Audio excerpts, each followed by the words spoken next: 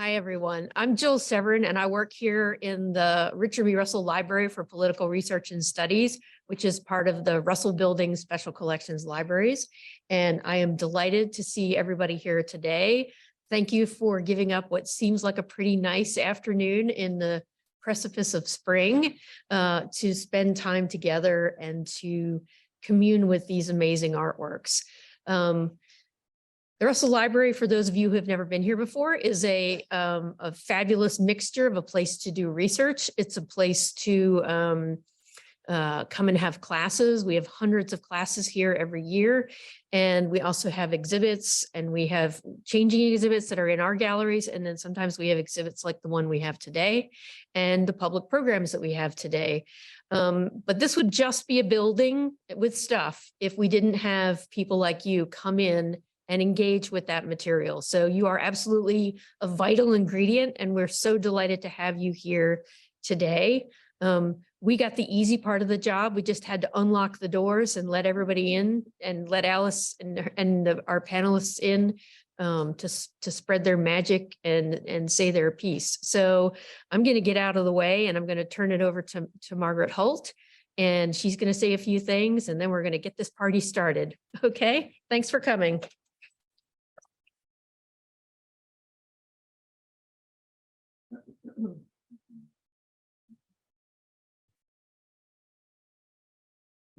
I can't read with my glasses on, so I have to take them off. I want to join Jill in welcoming you. We're very excited about today. Today is the 11th day of March, 2023. And I have to tell you that I'm one of those people, you might be like me, I'm not good at remembering dates. So I'm always kind of impressed when people can remember something from 1977 or 2001. I just go, how do they do that? I can remember my son's birthday. That's kind of logic, but I can't remember dates. But there's a date I really, really remember. And it's this date, Friday, November 11th, 2022. I pretty much remember all the major things I did that day. The first thing I did was I went to Jittery Joe's in Watkinsville, and I met a gentleman who I interviewed for an article I was asked to write for the Oconee Enterprise, because he in 1981 had won a 10-speed bicycle for selling the most subscriptions to the Oconee Enterprise. After that, I drove to the courthouse to pay my property taxes so I could stay in good standing in Oconee County. And following that, I went to the OCAF building, the Oconee Cultural Arts Foundation building, because at least 3 people, and probably more, Bonnie Crammon, she's over there nodding, and Sally Hudson Ross and Madeline Van Dyke had insisted that I must see this exhibit. And I mean, I felt there was going to be, excuse me, hell to pay if I didn't, because they just insisted that I see it. So I headed into the building, and there was a table, and Alice Woodruff, the creator of the sculptures, was seated at the table, and we knew one another prior to this. I wouldn't say we knew one another really well, but we had been associated. I knew her late parents very well and loved them. And I purchased one of the books because, you know, I thought that would be a good way for me to follow what I was going to see. And I asked her, should I go to the left? Should I go to the right? This room, many of you have been in OCAF, it's not that big of a room. And there were 100 sculptures. So I took the book, I started to read. I found that the more I looked at the sculptures and the more I read, the slower I went. I got very moved by so many of them. I was stirred. I had some tears in my eyes as I went through. And I didn't get to spend nearly enough time. I had a little chance to visit with Alice after that, have my picture taken with her. I like having my picture taken with famous people. And then I left. And something bothered me. I think the problem was I had gone alone. I'd gone to this exhibit alone, and I needed to talk. I needed to have conversation. And so I went home and I mulled this around in my mind a bit. And then I emailed Alice because my training is in adult education. And I have always been told that if you're going to do some kind of event or program, and certainly there is somebody who has created 100 sculptures, you want their blessing. And so I emailed her and said, what if we plan some kind of, get together for people so we could talk about these sculptures further. And I don't know how quickly it was, but it was just almost immediately. I got an email back from Alice and she just said 3 words and they were all the same word. Yes, yes, yes. And so here we are today. But to have an event like this, you have to have people help you. And so what I want to do is I just want to quickly introduce the team. We didn't have a big team. We had Alice picked 2 people. I picked 2 people. Then other people came along the way to help us. But I would like to identify the people who were on that team just with a brief little bit of information. Then I would like to introduce Alice's daughter briefly. And then I would like to introduce the 3 people who will be on the panel, and then Alice. And before the panel actually starts, Anne Woodruff, Alice's daughter, wants to say something about her mom, and then we'll get going. When I introduce the panel, I'd just like you to come up here. We're going to put Tracy here because she's working with some crutches, and I think this would be the best place, and the other 3 can just choose whatever seats they like. So let me tell you the names of the people, in addition to, of course, Jill and Kaylin, who made everything possible in this beautiful facility, who helped plan this program for today. Donna Staples, and she's not here, she's in Mexico. But she is an author and a writer, and I believe she had moved next door to Anne. Alice's, oh, she moved next door to Alice? Together. Well, then there you have it. They live together. So there she was. She's a writer. If you. Daughter who moved next. Okay, well, see, but she is a writer, and she helped us immensely with the publicity for this program, and working with Kaylin and people also in the Russell Library. And I'm sorry she couldn't be here today because I know she would enjoy this very much. Myrna Adams West. Myrna, please stand.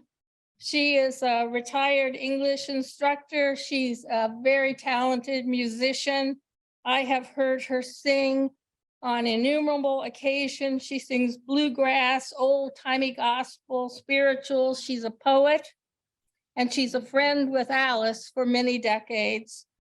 And she also was responsible for getting the wonderful publicity and announcement of this program in Boom magazine. Sally Hudson Ross, will you stand? She is a retired university teacher, educator.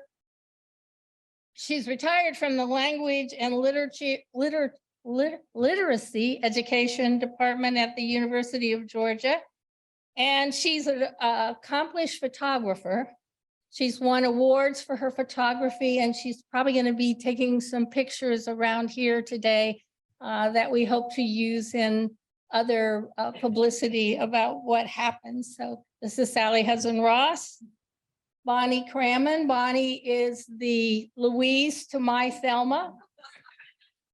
She's a retired professor and director of the Torrance Center for Creative Studies and Talent Development in the Department of Educational Psychology and Instructional Technology at the University of Georgia. And who did I leave off? Did I get all four? I think I did. All right. So now I want to tell you, I want Anne Woodruff to stand. She is the daughter of Alice. And I'm just going to tell you what her mother said about her. She's the executive director of Canopy Studios. She's a former special education teacher. She's an aerial performer with trapeze and working with silks. And this is from her mother. She's an inclusive mother to all, and most of all to Luna, who is right here today.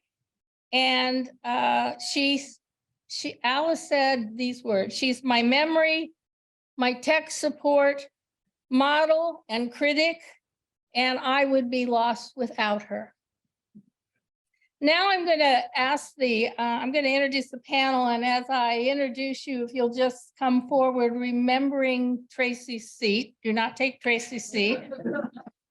Dr. Patricia Richards, and if you just want to come up and get a seat, is a professor of sociology and women's studies at the University of Georgia. She's been at the university since 2002. She currently serves as the director of UGA's Institute for Women's Studies and as an affiliate faculty member with the Latin America and Caribbean Studies Institute and the Institute of Native American Studies, with a PhD in sociology from the University of Texas in Austin. She specializes in the sociology of gender, indigenous politics in Latin America, social movements, and qualitative methodology. Next is Joan Prittie. She's a graduate of Bradley University and the University of Georgia School of Law. She has served as the executive director of Project SAFE, Domestic Violence Center in Athens since 1999. Joan also teaches at UGA's Institute for Nonprofit Management and Leadership and the Masters in Public Administration program. She describes herself as a recovering attorney.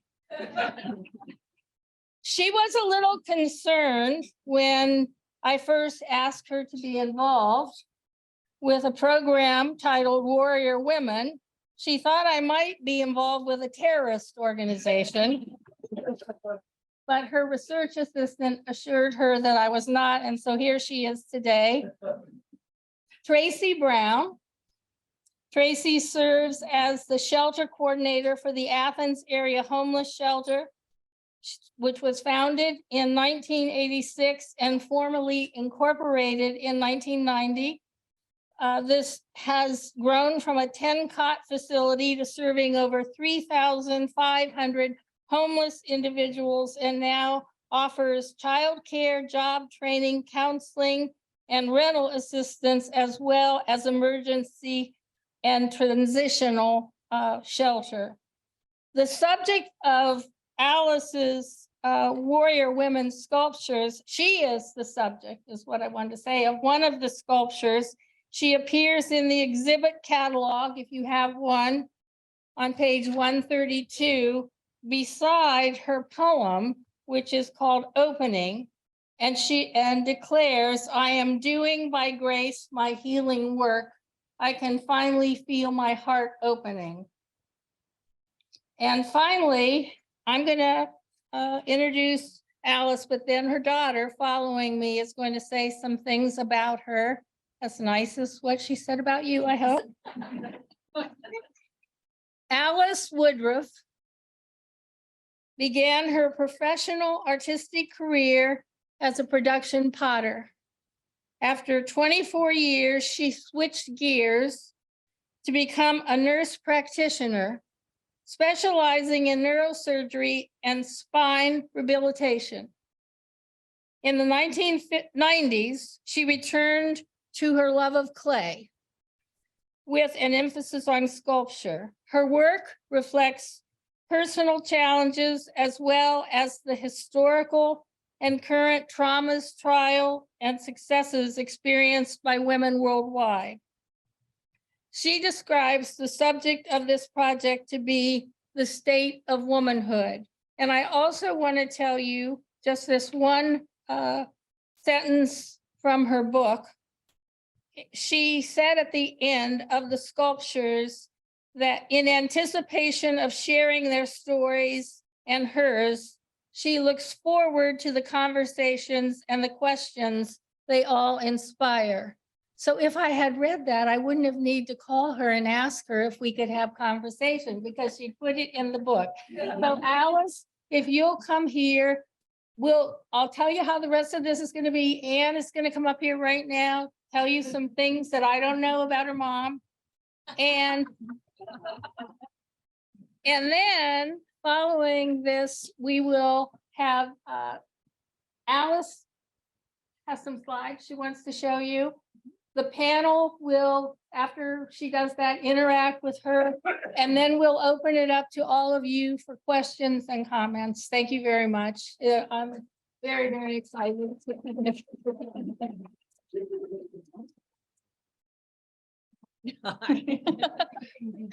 Thank you, Margaret, for that wonderful introduction. I want to say that I am the luckiest adult I can imagine. I have the best home and so much happiness. And part of that is because of my mother. Now, I have to back this up and tell you about this one time in probably the 8th grade that I got in really big trouble at school because I talked about my mother. And I stood there and I introduced her as the crazy ditch lady. But that's not what the teacher heard. So we had a conversation about that. But I remember that my mother was gardening because she had run out of space in the yard in the ditch. So the space between the sidewalk and the road. And it was an opportunity for some rage. So she would stand in the ditch and throw clumps of weeds at the passing cars on Highway 441. So I do think that this body of work is probably a better use of some of that energy. Since then they put a bypass. So you can thank my mother for the bypass around Watkinsville. I want to say that we come from a long line of makers. Generations and generation, our family has been happiest when we are busy, when we have a project and a place to put our energy, our anxiety, our anger. And my mother is no different. If she was not channeling that energy into the art, she would be throwing clumps of weeds at people. So, yeah. So her happiness and my happiness, and I'm afraid even my child's happiness, tends to be dependent on creating, on doing the heavy lifting, on working to the point of exhaustion. And Moms Warrior Women is an attempt to channel that energy towards a greater good. I want to say that women comprise the world, 51% of the world's population. And as such, we deserve to be celebrated, examined, and protected. My mother's creations, while mindful of how the female identity intersects with other gender, political, and racial considerations, her work looks to amplify and cherish these experiences among all women. This is not an exclusionary body of work. This is opened hands, bringing everyone together. On that note, Luna would like to say 2 sentences. She has been 2 sentences. Will you introduce Elsie officially? She's been very good reading. Okay, ready? Slowly. My name is Luna, and I am the next generation of Woodruff women. In our house, we value fairness, strength, and kindness.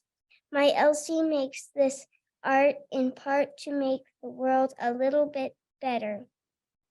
I am happy that I get to share her with all of you today.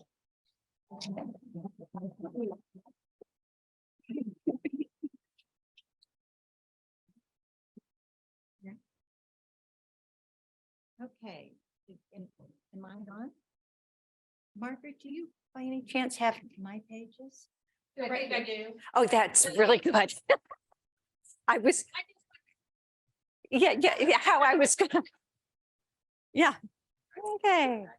Yeah. Mine. Okay, all right, that's a relief, thank you. Yeah. In previous talks, I've talked about needing papers because we do have a family history of dementia and poor memory. So I would have been really lost should we lose them. Okay. I just want to thank all of you for being here. This is such an honor, and having Jill and Kaylin put this together in this fabulous facility, and our team that Margaret has referred to. It's been a real pleasure working with these women. Everybody's got such talents, and they've all used them very precisely and to make this thing come together. It's a real honor. Okay, our panel. We'll get to know our panel a little bit later, and I won't do a reintroduction. I'm excited to know these women as you are, and their insights and thoughtful answers to the questions we have about the problems that women have in general. I think is going to be very educational and welcoming to me, as well as probably to you. Okay. In case you didn't figure out, I'm a redhead. I tend to get indignant. I tend to get belligerent. I tend to say what I think rather than what I should. So we'll see how this goes. My guess that you, as an audience, that you're my choir, or else you wouldn't be here. My guess also is that most of you are as informed as I am, if not more so. As the 100+ figures of this exhibition, titled Warrior Women, are based on remarkable women, many of them inspired by historical and current events, so shall this conversation with you be focused on today's current events. All of these events have happened since I closed the doors to the studio approximately a year ago. I've taken this time, a break, to garden, get to know my family better, have fun, and try and figure out how to get back into the world after COVID has knocked down a little bit.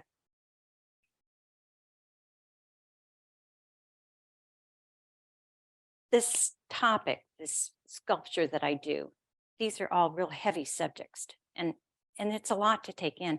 I think perhaps parsing them out into units of 10 may be a much better idea than a grand slam of 100 at once. It's really hard to digest that much. So this may be just a real opportunity that I hadn't even recognized.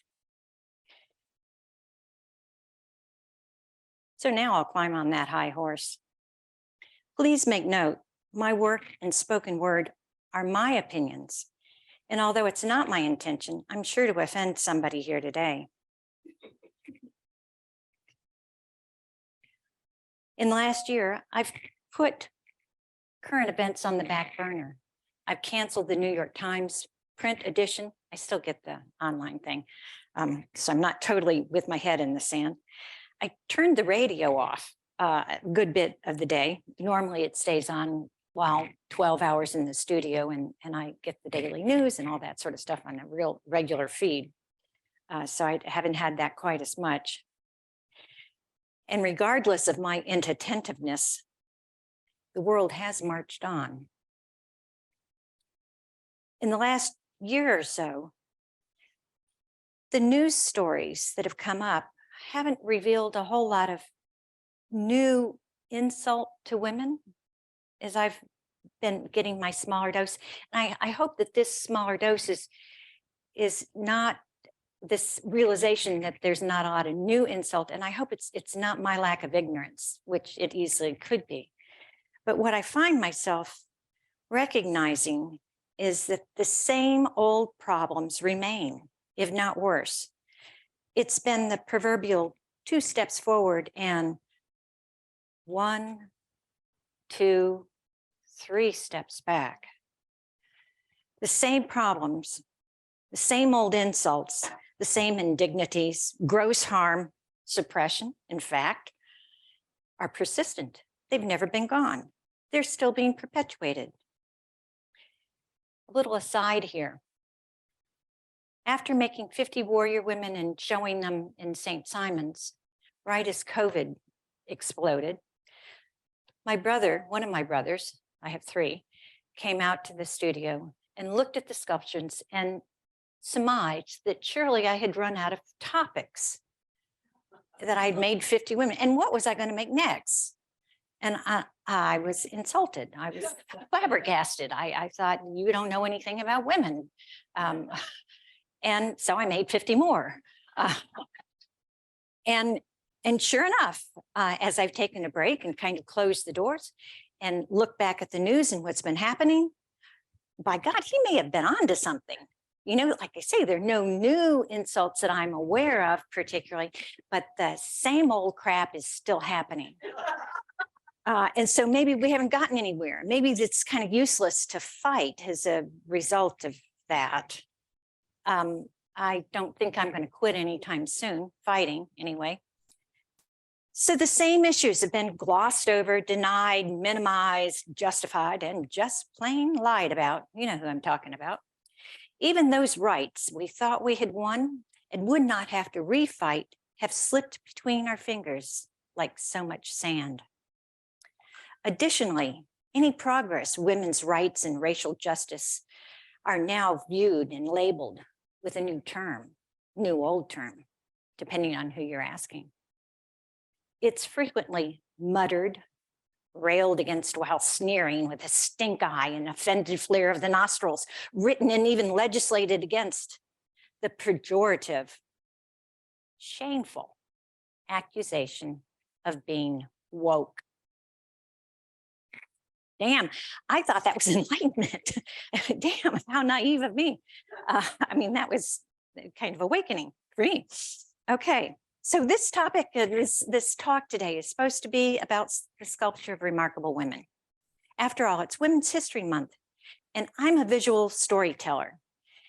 Here are a few of the repeating and ongoing stories women endure.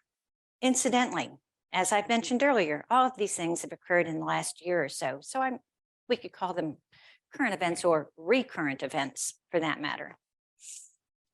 If you've got a book with you, you may be interested in the titles of the slides that are going to come up in the page numbers. I'm not going to discuss the stories that inspired or instigated the particular subject so much, but I'm going to talk about the new iteration of what's going on, what's come up in the last few weeks as I've started thinking about this talk and looking at the news again. And the first one has got to be choice, page 65. This is Roe versus Wade. I don't think we have to say a whole lot about this. I think we all are aware of what's going on here and of what we've lost. Physical autonomy to our own bodies. That flabbergasts me. Can you imagine telling a man what he could and could not do with his body? I don't think we would get very far. but somehow we've gotten tremendously far here. We're going to move on to Ruby, page 78. Little Ruby. If you don't know the stories about Ruby Bridges, you ought to look her up.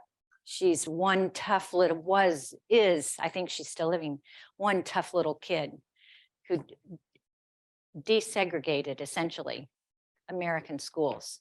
She was about the same age as my granddaughter. And it wasn't easy. The story is a remarkable story. So if we look at what's going on today in this topic, there are a lot of states that are now restricting what we can teach our children, how we teach our children, how we admit students to higher education institutions. And I think Ron DeSantis is a fine example if you want somebody to look at and see what's going on. And he's only one. We'll move on to Rose.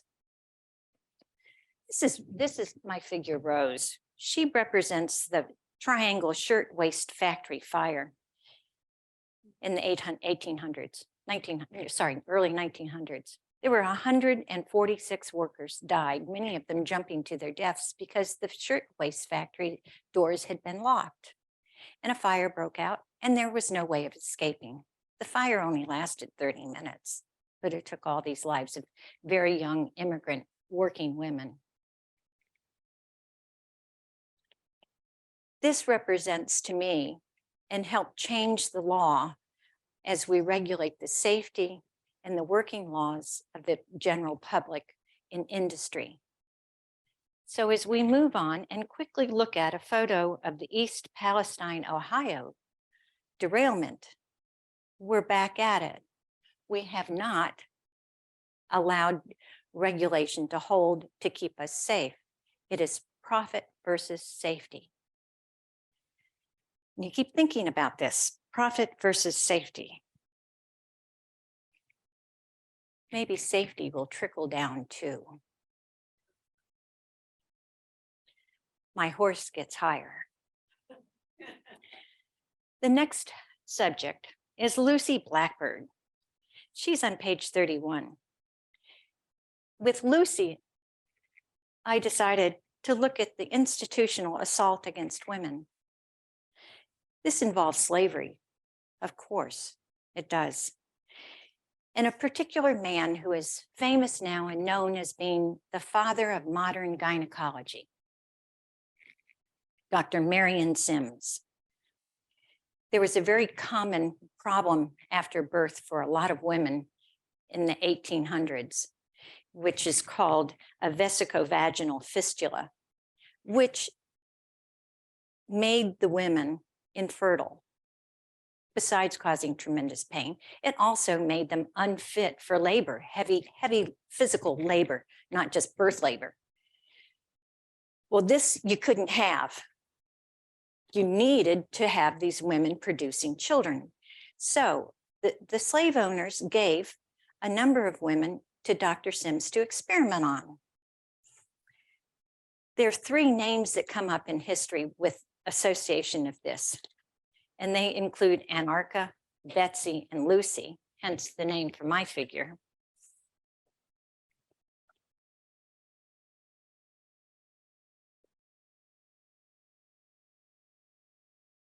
He did become successful in figuring out how to correct these birth defects, birthing defects. Thank you, Anne.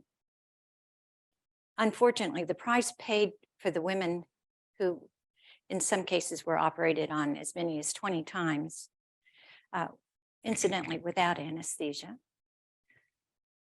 There was an idea that because you had black skin, perhaps you didn't have as many pain receptors and felt things quite as white women did.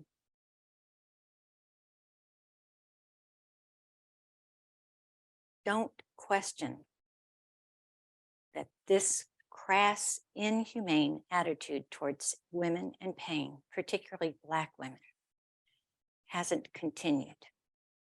Today, in the modern medical field of OBGYN, there are terrible, terrible outcomes in morbidity and mortality for Black mothers and children in America, particularly in the South. This is a hell of a legacy. I'm not the only female artist inspired with this particular gut punch of history. And we'll show the next one. This is a woman I've not met, but really very much want to. This is Michelle Bowder. She's an artist out of Montgomery, Alabama, and she's tackled the same topic. She's done a whole lot more than I have. I'm no expert here. She's done some incredible things. And I think we all need to go see her sculptures. So where's the current iteration here for this institutional issues? Here in Georgia, in our ICE detention centers, there was a gynecologist on staff there who did just an unusually high number of gynecological procedures, and at least 2 documented hysterectomies performed on ICDC detainees. It's still happening. Women are still being experimented on.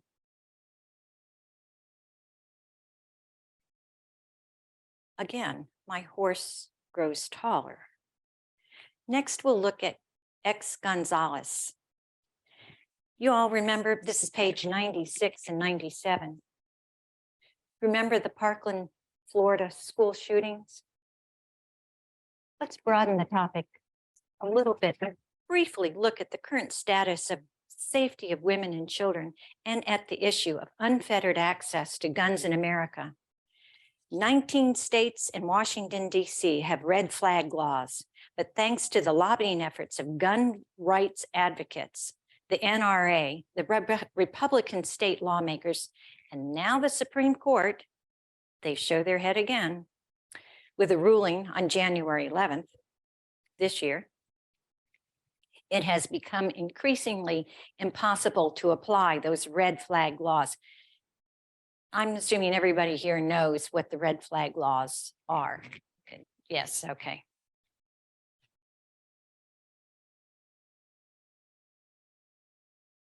There's fear of violating due process of owning, having, and using a firearm.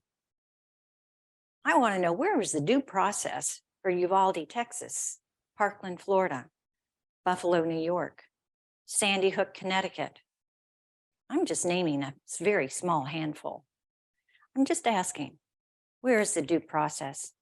And oh, by the way, did you know that in 2019, NPR, PBS, NewsHour, Marist poll found that 73% of Americans were backing the red flag laws. So there's popular support here.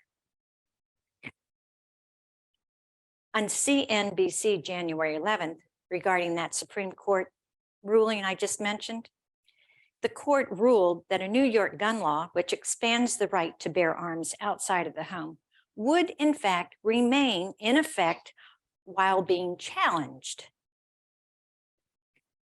Many of you seen somebody walking around with a long rifle in your community?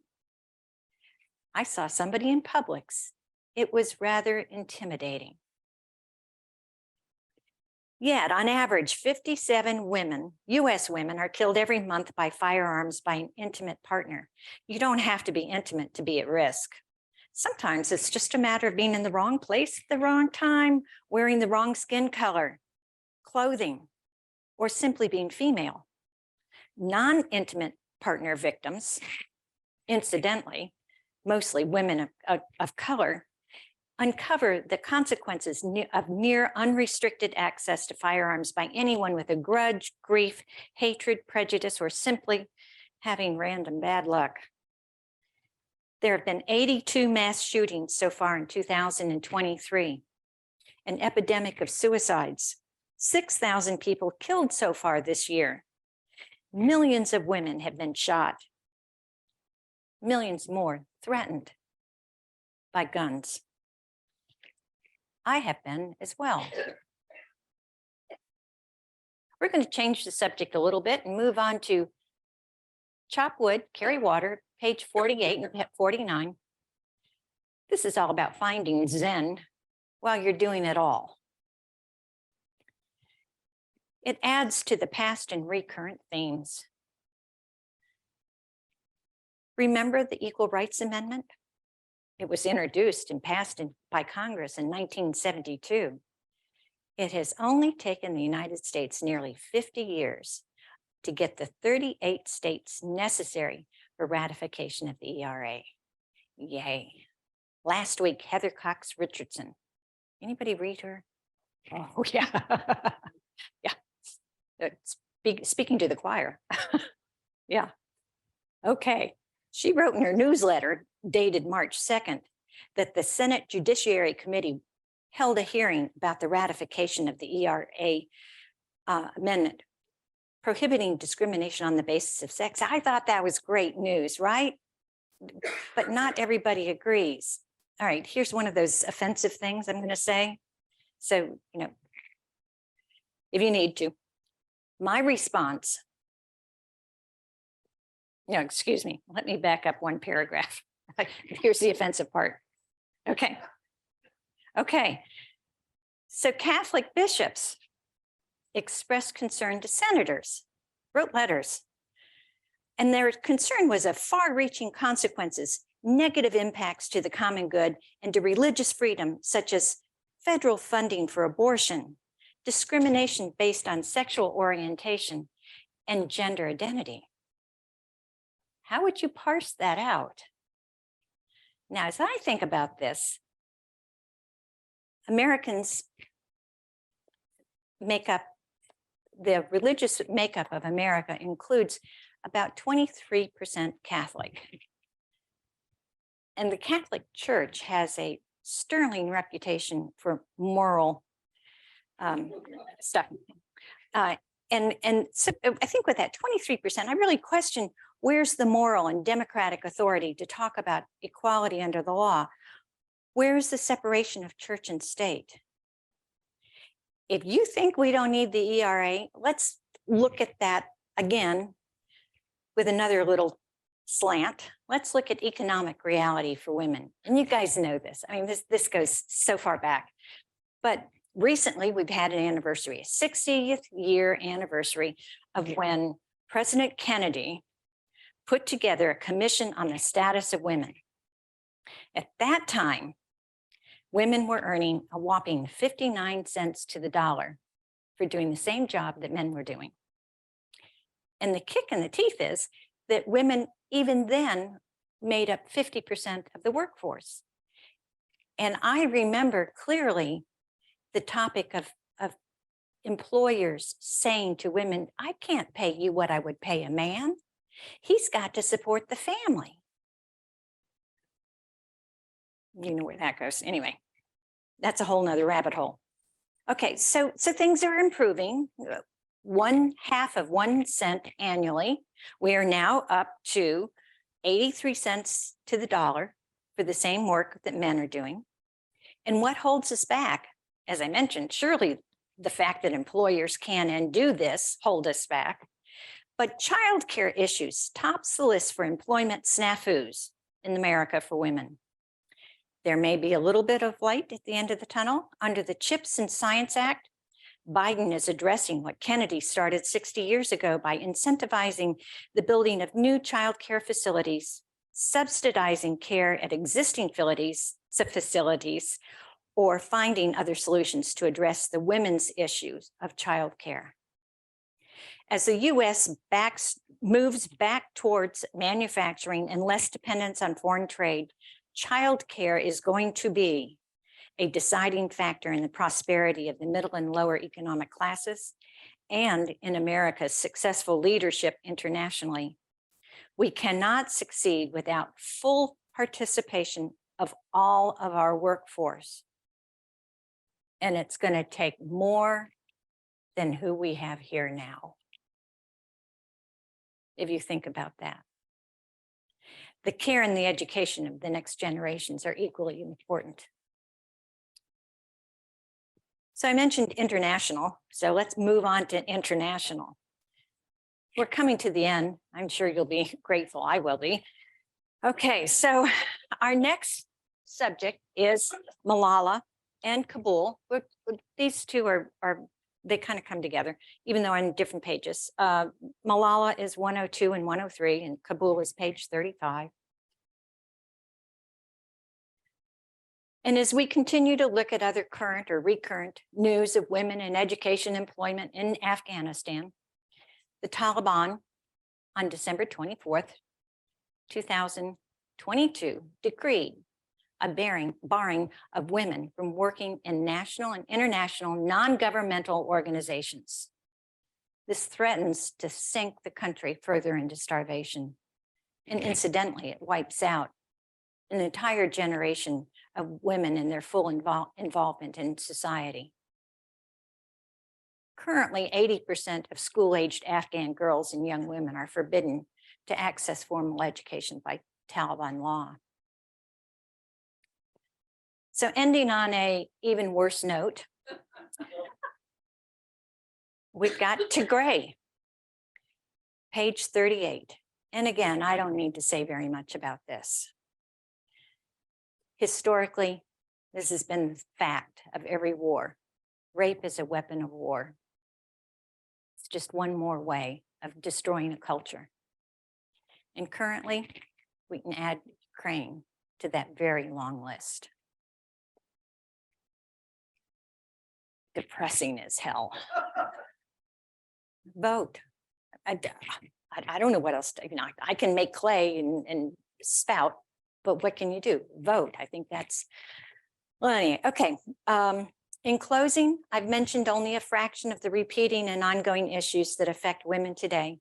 I can only wonder what the fear is and why we have to work so hard for equality. I think it's probably time for me to return to the studio. I thank you for your time and support and attention. And at this point, we get the panel's input, I think. Yay, thank you.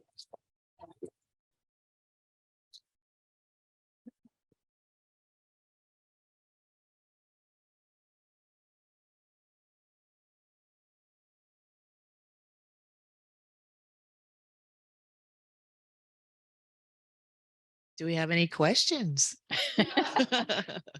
Well, I do. Can you please tell us, I know we got an introduction, but tell me about your involvement in your project and what you do to make a difference in women's lives. Athens Area Homeless Shelter, we have 3 programs. We have our emergency shelter program where when we only serve women with children. Can you hear me? Can you hear me in the back? Can you hear me now? Is that better? Is that better? Okay, so I'll keep it at this level. Athens Area Homeless Shelter, we're a shelter that serves women and children only. A woman does not have to have all of her children, but she has to have at least one of her children in custody. We are a low barrier shelter, so we do not drug test. So if a woman is on drugs, she still can come into our shelter. The emergency shelter is a 60-day shelter. And during that time, we offer childcare. We pay for the childcare. We offer trauma-informed case management as well. And we work to house the women as well. We have an additional program that's our rapid rehousing program for women that we also help them with employment. If a woman is already employed or if she is employable or if she has Social Security benefits or anything like that, we have a rapid rehousing program. And that program is specifically designed to help house women. We currently pay 12 months rent for the women and their children. And we pay their security deposits and the utility deposits as well. So during that time, they also have trauma-informed case management, comprehensive case management as well, to help them throughout that time. And our goal is, while they're in this space of free rent, that they have an opportunity, if they're already working, to begin to save money so that when that 12 months is over, if that rental is a rental that is good for both the landlord and the client, that they will be willing to stay there, and then they will have a savings and a backup to be able to continue moving forward. We also have a bridge to home program That program is specifically for women that are in school and are homeless with their children. So we collaborate with Athens Tech. Some women are in school online. We have women that are in master's programs, and they, for varied reasons, have become homeless. And so we have a program where we allow an apartment for them to live in while they finish their studies, and they still have that comprehensive case management, and we still provide childcare, which, like you said, it's a huge barrier. It's a huge barrier. The rates of childcare, which I totally understand, that is a large effort to be able to care for children for all day, all week. And the amount of money is very difficult. When we think about these women, a lot of the places that we frequent every day employ women that are homeless. They work some of the hardest jobs. They get paid the least amount of money, and they still have their children, and they still have their hopes and dreams, and they still need to be housed, and they still need to pay childcare. And these places that we frequent every day, we as humans have to examine the idea of, can we make a difference by requiring these companies to pay these workers more? And our power isn't our dollars. Maybe if we just choose to not frequent these places as a collective and demand that they pay the people that work there a living wage. We see all the time that rent is skyrocketing, especially here in Athens. When people are coming in from out of town and buying up properties and raising the rents, we've had people move out, people be kicked out. We've had people that the landlord didn't renew their lease because they just wanted to not have them there so that they could ask somebody else for double the rent. We've had landlords that just decided that they wanted to increase the rent by $500. Just so many stories, so many stories. And so we work with the women and their children and help them to come into a different day. The other thing is, it's illegal to be homeless with children. So while these women work these jobs, while these women have their children and they're homeless, they have to hide because defects can be called on them and their children will be taken away. And so in some instances, that may be a good thing if there is additional trauma from the mom to the children. In some cases, it's more traumatic because they're already without a home and they want to be with mom and they need mom, and mom needs those babies too. And so to have that additional fear all the time of having to hide while I'm homeless, while I'm working, while I'm taking my children to daycare and trying to, that is a lot for any human to be able to manage on a daily, day in and day out basis. It's a lot. There's not enough help. There are not enough shelters. There are not enough beds. And so that's the work that I do. I sit with these women in these spaces and work to do the best that I can, along with my coworkers who are amazing, as we try to maintain our own our own self-care and care for each other so that we can continue to do this work, to be able to help who we can when we can.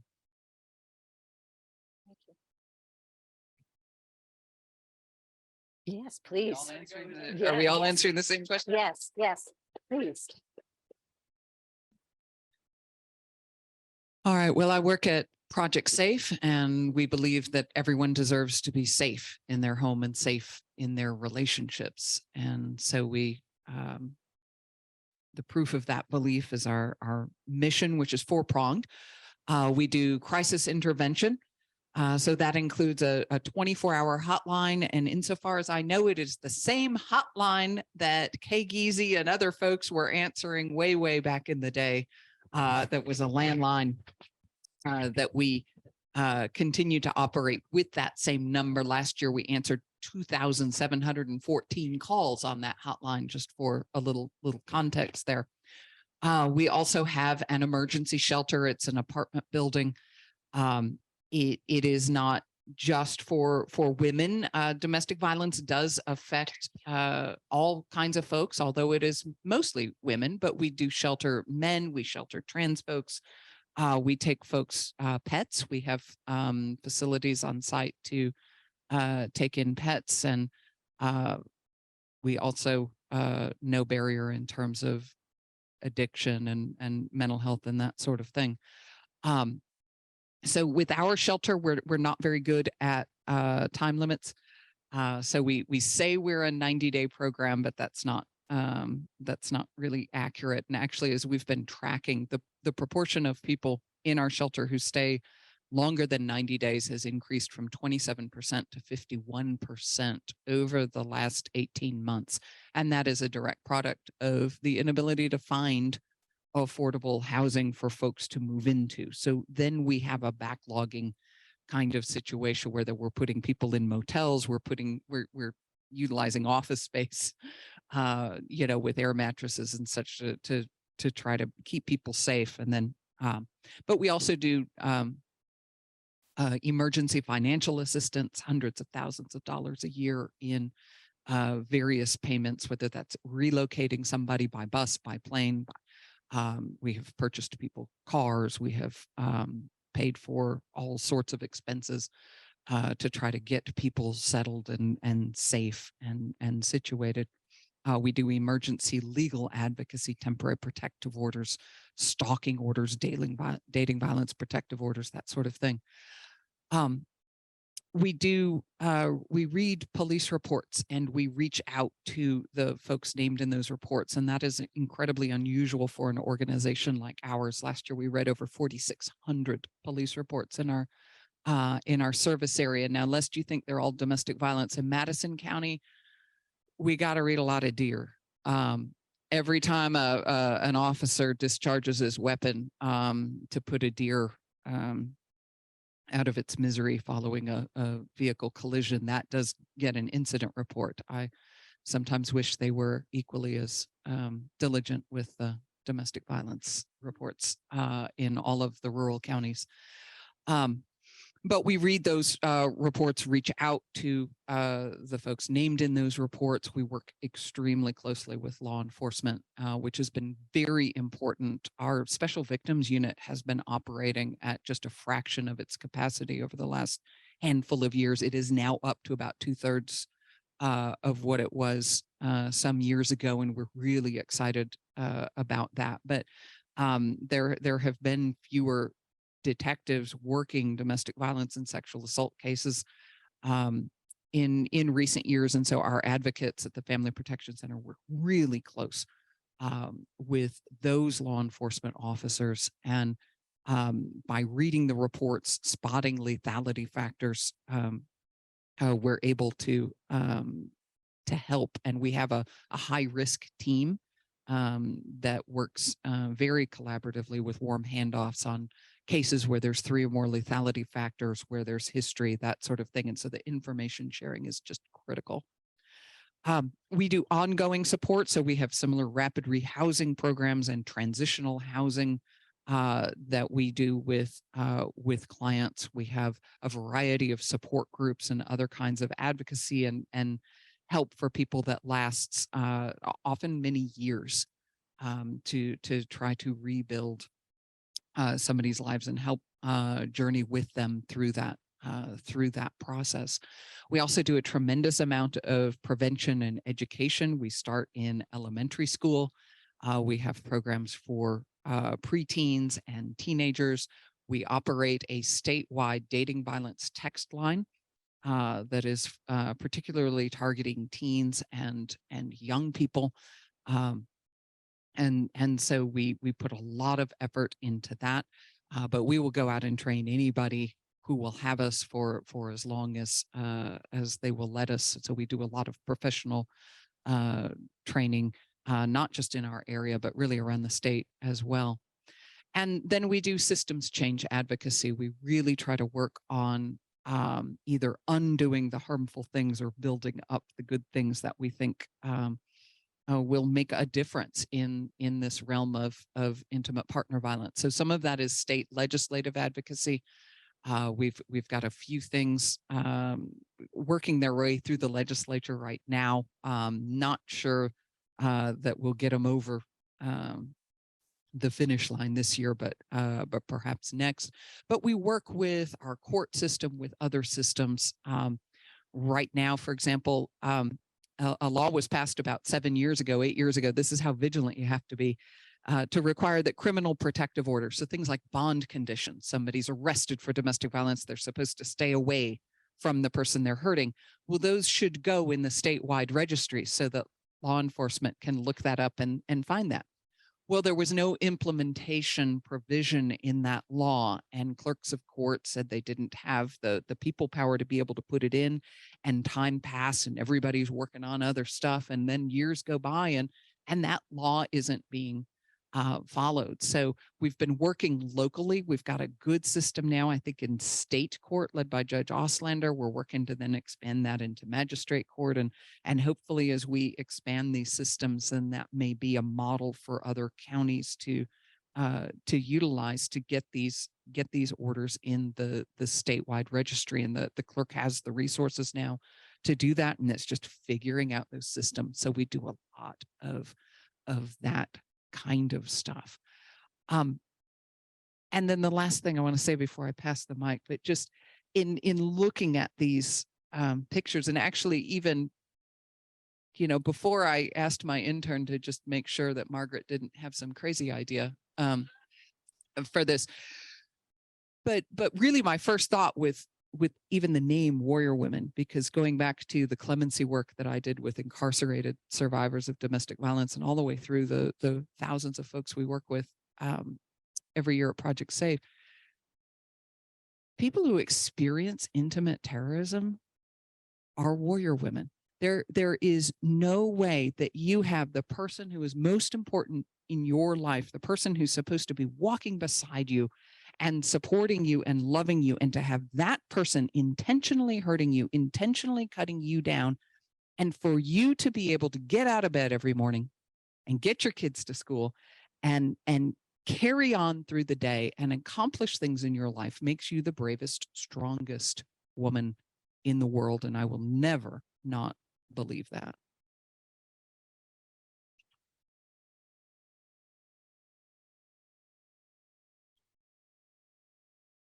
So Alice, as you know, I'm a feminist sociologist. I'm the director of women's studies. And so I was hoping that I could kind of make a couple of observations about the sculptures that you showed us today, the sculptures in the other room on the screen, as well as in the book, from that perspective of feminist sociology, if that's okay with you. So kind of bringing it, I hopefully I'll be able to dovetail a little bit with the wonderful work that both Tracy and Joan are doing as well.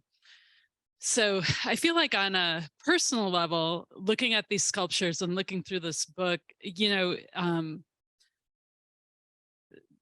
the emotion is so raw, and like I feel your rage, and I feel that rage with you. And I really love the way that you put it, like these aren't just current events, they're recurrent events. As an academic, there were two themes that I wanted to bring to the table. And the first of these was embodiment. One of the things that's striking about these images is that they're torsos. And I'm maybe hoping that later you can talk a little bit about that creative decision, why torsos, they have no heads. And to me, as an academic who studies gender and so forth, what this really brought home for me as I kind of, reacted, like let that kind of settle in, was that this leads us to think about the body as a source of knowledge, the body in itself as a source of knowledge. It leads us to focus on how all these women's bodies experience being in the world, our sensations, our emotions, our movements, and our viscerality. Bodies are energized They are scarred. They may be emboldened. They may be mortified. They may be repulsed. They may be desensitized. They may be controlled by others and by powerful institutions. They may be harmed, and they may be victimized. But as Joan, alluded to at the end of her comments, they also resist and they survive. So I think that Alice's focus on the body really underscores how our, how not only how our bodily experiences are structured by power relations and society, but also how the body itself is a source of knowledge. So in this sense, your work really breaks down that traditional mind-body duality, which of course is also often understood in Western societies as a divide between the masculine and the feminine. So that was one thing that I really, really appreciated, that really resonated with me about this work. And then the second theme that I wanted to mention is one that Anne alluded to both in her preface to the book as well as in her comments today. And this is intersectionality, the ways that gender, race, nationality, class, sexuality, and other factors all combine to shape not only our identities, but also our experiences of privilege or oppression, depending on who we are, what we look like, and where we are in the world. So the absolute range in these 100 sculptures is absolutely stunning.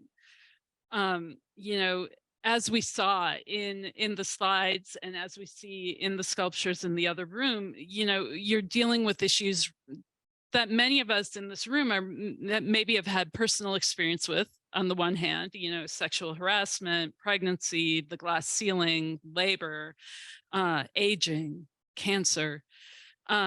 But then you also look outward from your own experience, and you do so, I think, so effectively, exploring how all of these things that I just mentioned and that you mentioned in talking about the slides may be experienced differently by women depending on their race, their nation, and so forth, but also examining, specific issues that we don't perhaps all share as women or all face as women, depending on our own positionality.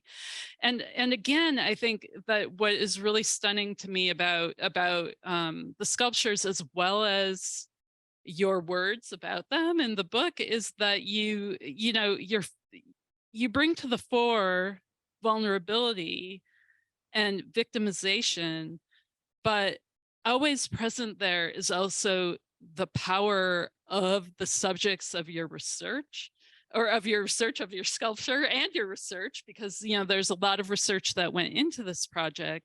And so we also get a taste of their power, their agency, and their resistance. So I really, one of the things I really appreciated about the work and looking through all of it in the book is that rather than flattening these diverse experiences and these diverse embodied knowledges of women across the world, I was reminded, as I looked through this, of what feminist scholar Chandra Mohanty urges us to do, which is to specify difference in order to be able to theorize universal concerns more fully. Mohanty emphasizes that differences are never just differences. They reflect historic power relations, including colonialism, racism, classism, heterosexism, and all of these may divide women just as much as they may unite us. And so understanding these differences, and as the great Bell Hooks puts it, bringing the margins to the center, is what can allow us to build coalitions and solidarities and fight together against all this crap, right? To put it academically.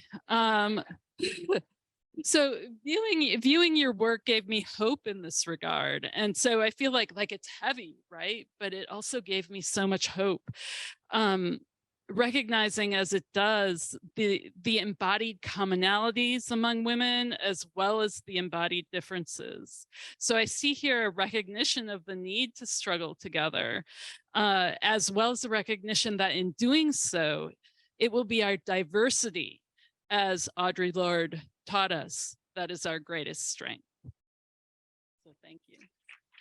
Now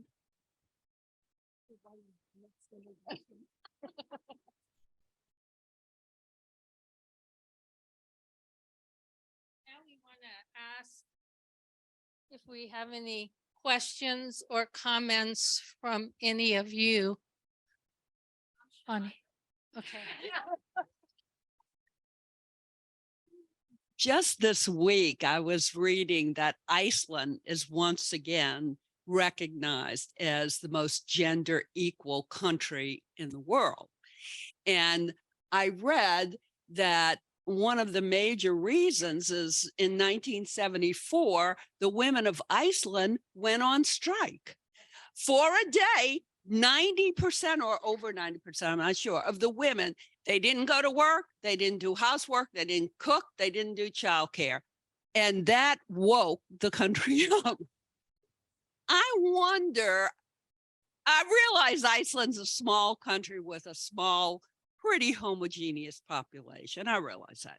But what keeps women from working together? I think some of us are our own worst enemies. I think some women are harder on other women than anybody.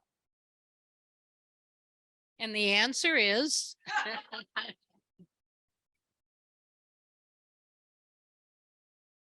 think, and maybe the academic here can make sure that I'm quoting the right person, but I think it's Reva Siegel who has the term preservation through transformation, which is the theory that when you've got a group that's disenfranchised, not in power, and they go to the powerful group and try to reclaim power, that the powerful group will basically change the rules or change the rationale for the rules or something like that, in a way that makes it seem like they've done something, but in fact really preserves the status quo. And so we see this in like history around violence against women a whole lot, where it used to be an absolute right for a man to beat the crap out of his wife. And then we changed that. We started in the 19th century, and it should have been this real game changer for women.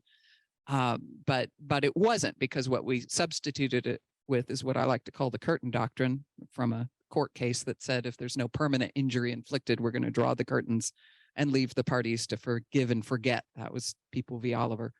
But we keep moving the goalposts, I think, structurally as a country, and that's this recurrence of the same stuff, and the 2 steps forward, anywhere from 1.5 to 3 steps back. And it was just over a month ago, Fifth Circuit Court of Appeals decided U.S. v. Rahimi, and this is the case now that says that it's unconstitutional to remove firearms for somebody who is the subject of a family violence protective order. Now that doesn't apply here in the 11th Circuit yet, but this has been established law for many decades now, and now we're and they're kind of changing what they're basing it on, but it's I think we keep folks in power, and it's not one monolithic people in power. It's but people that have power in the areas that they're interested in keeping it, change the rationale and change the rules, but they preserve enough of that status quo that we're just keep on. That's.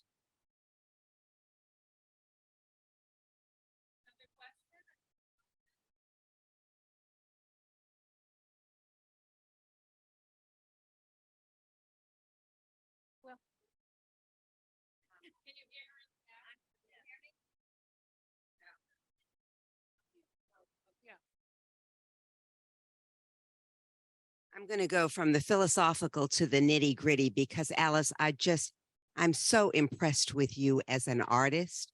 I want to know not just the physical pictures of your process, but how a sculpture enters your mind and how you think about it. Do you sketch this? Is this the result of a news article? Are you researching to find 100 examples like you did of this amazing pain and suffering, and how you keep yourself going as you put out this amazing information, these incredible images for all of us to remember the suffering and the pain and the importance of women's journeys. I mean, how do you keep yourself going as you do all this?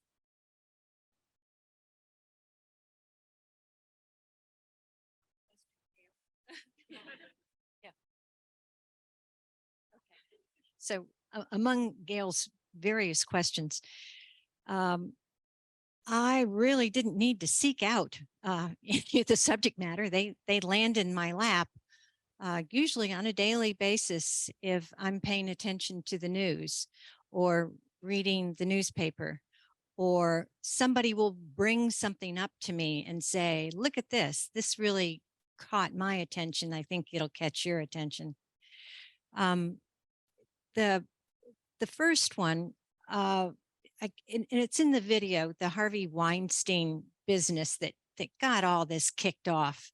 That was such a visceral reaction. There was no preconceived notion of what the hell I was doing. I was reacting to my own gut. That's all it was. And a lot of it was memories that I had shoved and pushed away and thought were long gone. And yet when it was being talked about publicly, everything was back. And I don't sit well with anything. I have to do something, as my daughter talked about. We're project oriented, we're movement oriented. And it was almost a mind out of body experience. The body was simply, as Patricia had alluded to, that gut. And what I talk about it, and when I write about it, is that it's a gut punch. And if I feel literally punched in the gut, I know I'm onto something. And I'm not the only one. That's seldom there's sketches, unless there's something like the trout or the salmon that I sculpted to go on Where Are All the Fish. So I sketched out a few trout, to make that sort of transition from research to art. Yeah. Did I cover some of those questions? Okay, good. Yeah. Another question, comment?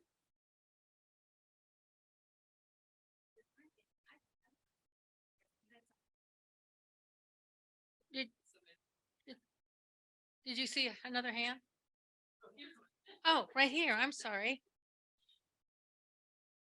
How do you keep yourself sane?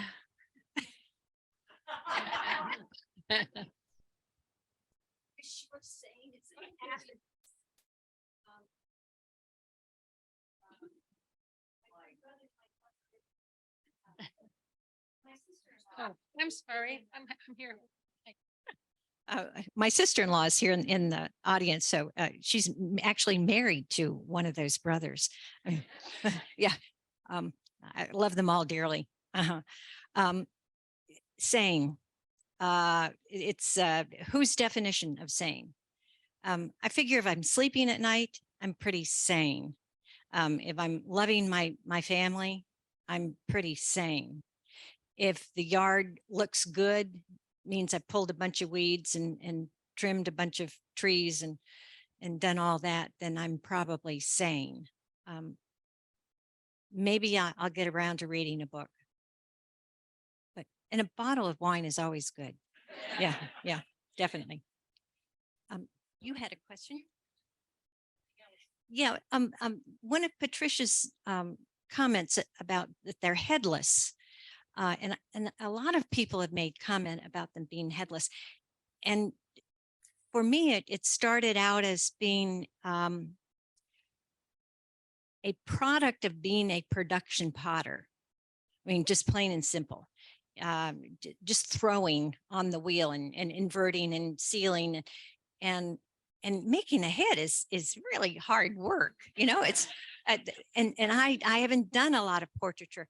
And then I realized that if you stick a head on it, it's somebody individual.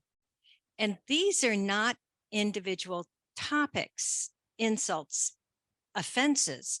These are universal offenses to women across history, across culture, across age, and they're not going away. So it turns out that lack of wanting to make heads plays out quite well in making these more adaptable to more people, more identifiable, I should say. Yeah.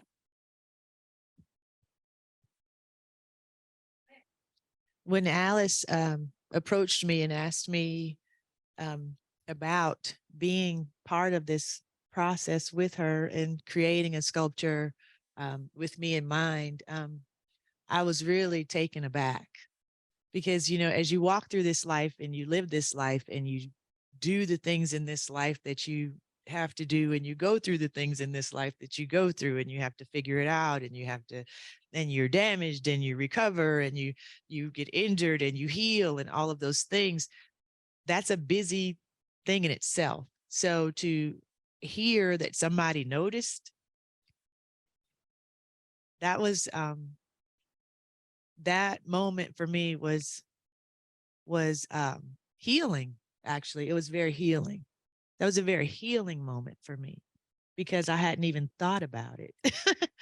I hadn't even thought about it. So the work that you've placed into all of the individual sculptures, I had been to the other 2 installments of this work, the initial and then the second in St. Simon's, before she approached me to be part of this one. And so I've recognized the power of what she has done. I had an opportunity to be in the studio and feel what that feels like in that space. It's alive. That space is alive. And it speaks, and you can feel what's happening in there. And it's truly, truly beautiful. So I'm not sure if maybe that is a portion of your ability to be able to do it, to just know that you're honoring these humans in a way where other people can see them, hear them, feel them, understand, associate with, and know that we do have common ground and we cover common ground and we do fall and we do get up. And this is a testament to those people and those spaces and places, and it's come directly through your being. And that's just incredible.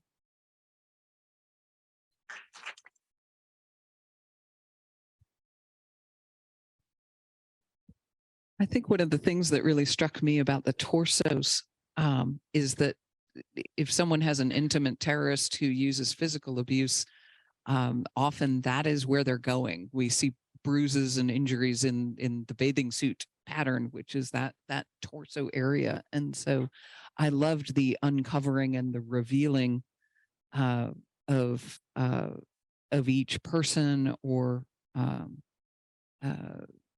the representation through the torsos. I thought that was incredible.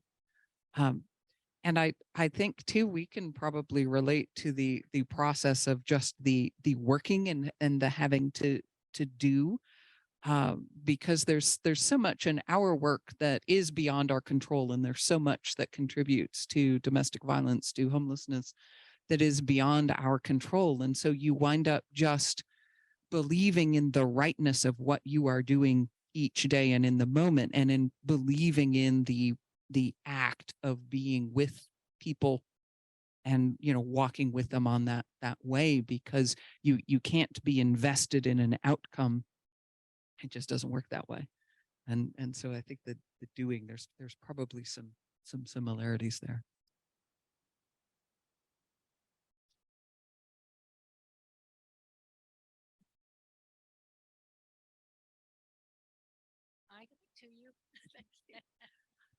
I am just really bowled over by your work, Alice.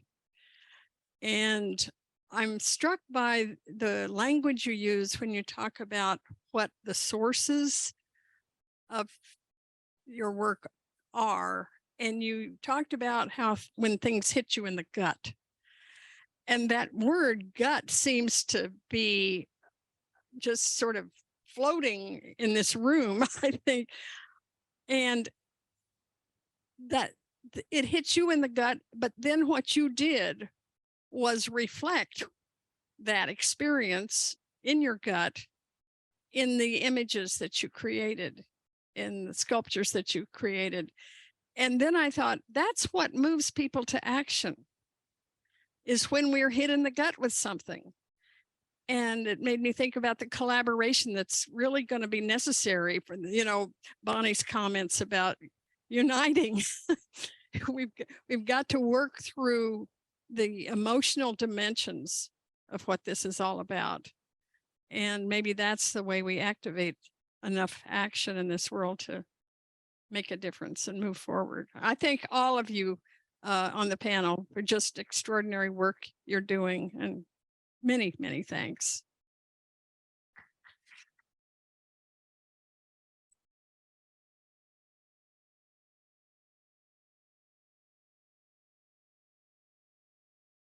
I could move a little faster, couldn't I?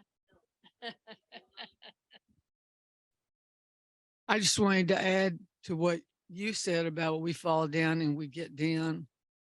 Yes, we fall down and we're pushed down and we're slapped down and knocked down and pulled down and chained down. And we finally get up if we're lucky.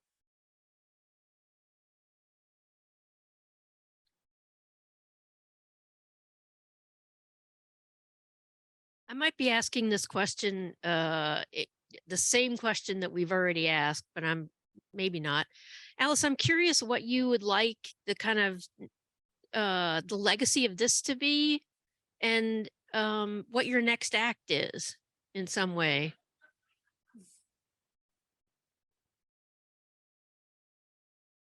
Your next act. Ready. Well, as far as acts go, I think we'll leave that to Anne. She's no pressure. Yeah. No, Anne can bring tremendous emotion to what she does, and she's so good at it. I'm her mom. We're not codependent, by the way. Yes. Yeah. Okay. Where would I like to go from here? At this point, I'd say it's probably time to get back to the studio. There's certainly plenty of other topics to work on in this same vein. It's not, I don't think I've addressed anything. There have been many occasions where I've taken any one of the sculptures and thought, I would like to do 9 more on this same topic, and maybe add a head or 2. Yeah, there are so many incredible women who we just don't know about. And my education is sorely lacking. I never took the first women's studies class in college 100 years ago or currently. So this, as I've delved into this, and it's been just eye-opening, and there's so much I don't know and want to know, and it's all inspiring. So maybe that's where it goes. We're going to have to get rid of some of the figures. There's no more room in the garage with 100 crates. So storage is an issue. We'd love to get the show on the road, so to speak. And hopefully, spread the word, if you will. Athens is a wonderful place, but it's not the end all be all for feminist action, So, yeah, thank you.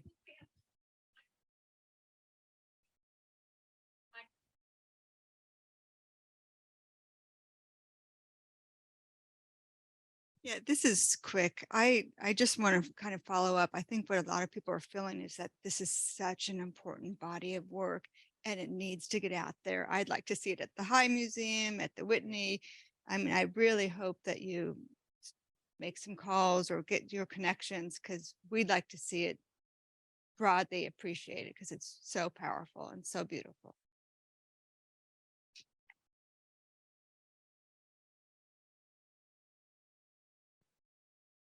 Well, I think that was a wonderful comment to end this program. I'm very happy that Joan knows that I'm not a part of a terrorist organization.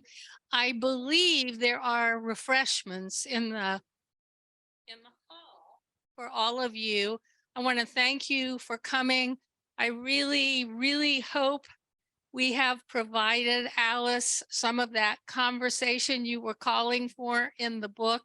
I know this has been extremely meaningful to me because I just would say my advice is don't ever go to a program like this alone. You need people to talk with about it, and this has been wonderful. I think our panel was perfect. Tracy Brown, Joan Prittie, Patricia Richards, and Alice Woodruff. And we are so thankful for you for coming out, and I hope you'll join us for some refreshments in the hallway. Thank you very much.